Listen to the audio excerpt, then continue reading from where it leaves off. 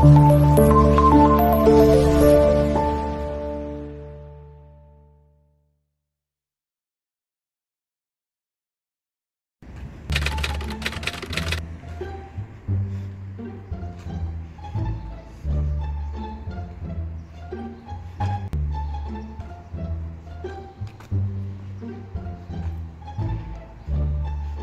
guys, pupunta tayo ng Bacala guys dahil Valentine ngayon. Magluluto tayo ng bilo-bilo at try ako ng tikoy. Pupunta tayo muna ng Bacala.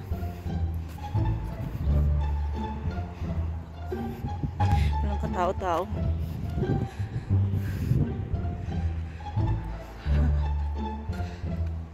Makikita nyo naman guys na naglalakad ako dahil wala pa kaming service. Hindi pa nga ako nakakalayo ay hinihingal na ako. At kahit hinihingal na nga ako guys, mas pipiliin ko pa rin maglakad kaysa mag-taxi dahil exercise na rin ito at magpapawis. Sulpot-sulpot na nga lang ako sa kanto-kanto para mabilis ako makarating sa Bacala. Sa area na to guys, maraming taxi dito dahil malapit na rin ang highway nito. Ang nakakatakot lang, minsan ang taxi ay sinusundan ka pa nga para pilitin ka sumakay. Kagaya kahapon may sumusunod sa akin, gali akong tamimi. Hindi ko na lang sinabi sa asawa ko. Pero malalaman niya rin dito sa video ko. Sa totoo lang mautak din naman ako guys. Kunwari ilalabas ko yung cellphone ko. Kunwari tatawag ako ng 911. Pag tinutukan mo kasi ng cellphone, kunwari binibidyoan mo sila, bigla silang umaalis.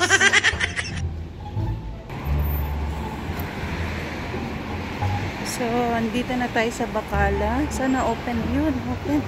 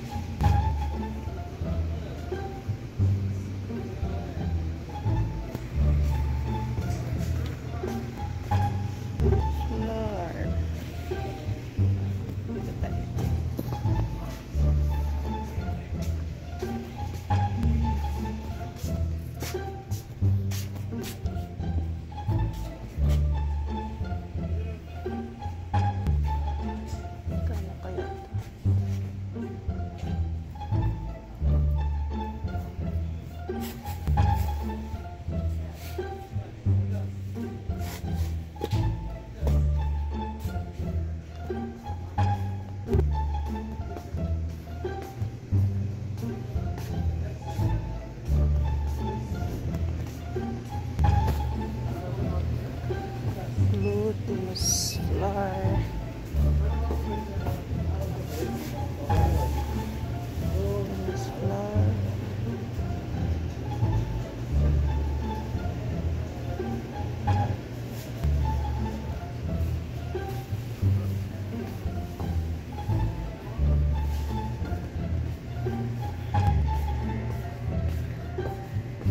Sugar.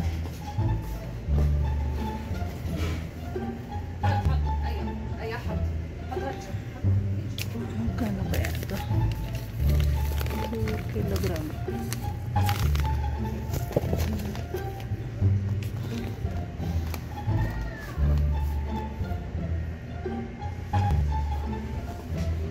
Condense.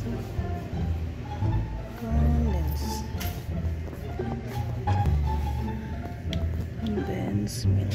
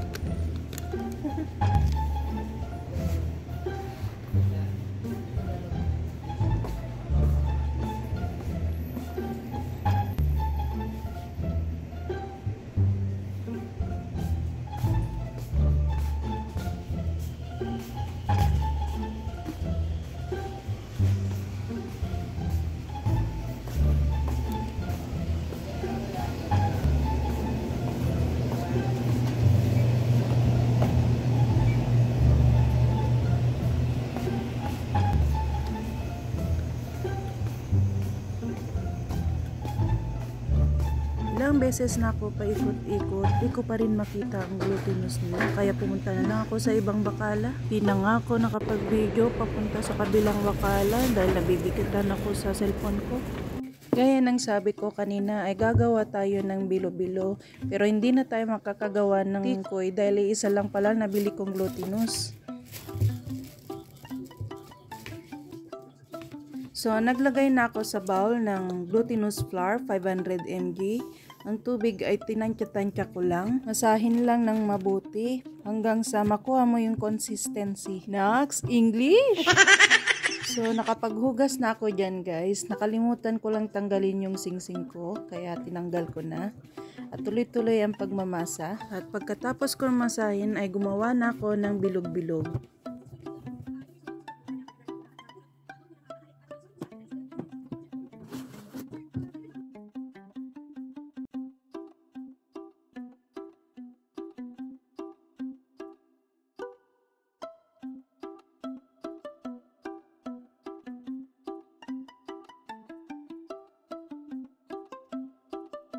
Dahil kulang nga ako sa budget guys, ito lang ang aking ingredients. At kahit di naman kumpletong ingredient guys, ay makakapagluto pa rin tayo ng bilo-bilo. Nagpakulo na nga ako ng tubig dyan guys at nilagay ko na rin yung coconut in can. Pinakuluan ko lang ng mabuti at sunod nilagyan ko na ng asukal. Puting asukal ang gamit ko guys. Tansya-tansya na nga lang ang ginawa ko dito at walang eksaktong sangkap. At sa lasa mo naman malalaman kung matamis o hindi.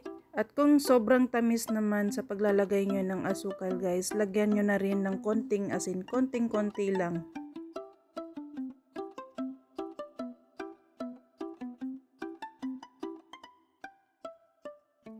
So, ang nabili ko lang nasa Go guys ay maliliit lang. Hindi na ako bumili ng malalaki dahil sobrang tagal pakuluan.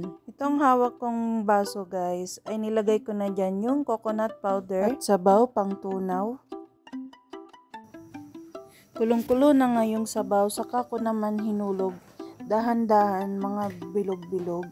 Dahil tumatalsik ito pag binigla ko. Napansin ko ay marami pala akong nagawang bilog-bilog. Iniisip ko tuloy, dapat hinati ko na lang. At yung kalahati ay gagawin ko sanang palitaw sa susunod. Sayang. Nasasayangan ako guys dahil ang totoo ay wala na talaga akong budget pambili.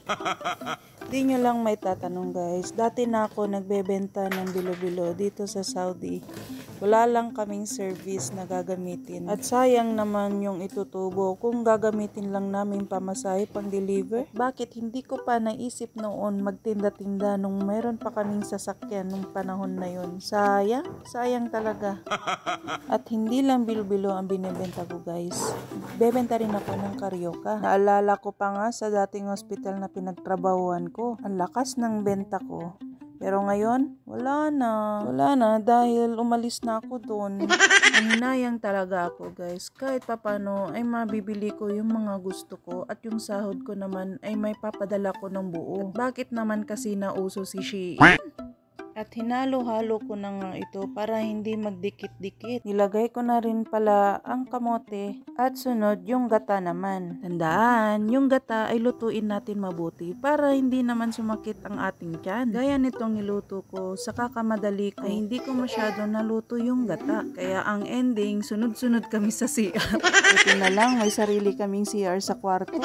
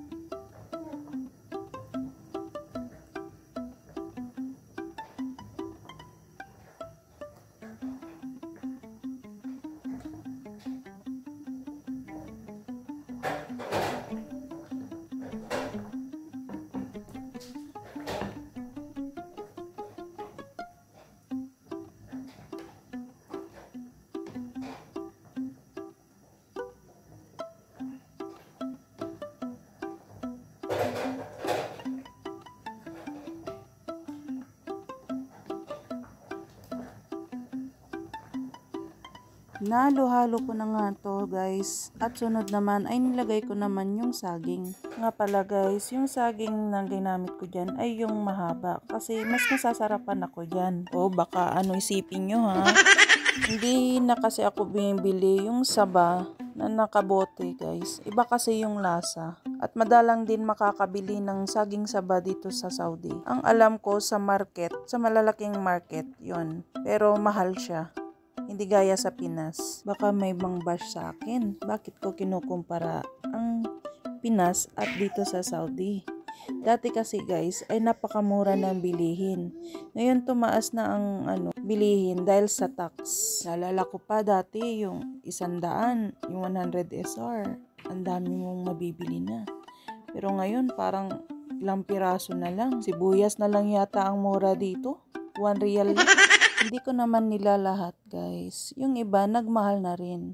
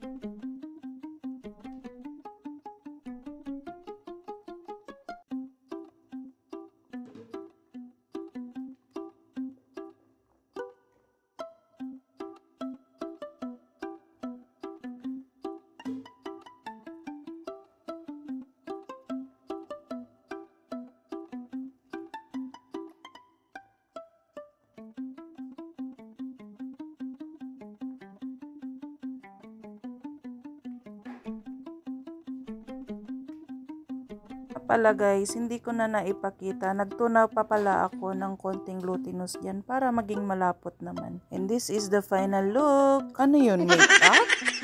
Thank you nga pala sa inyo guys sa patuloy na pagsuporta. Please like, subscribe, and click the bell button sa channel ko. And see you on my next vlog. Salamat sa panonood. Bye!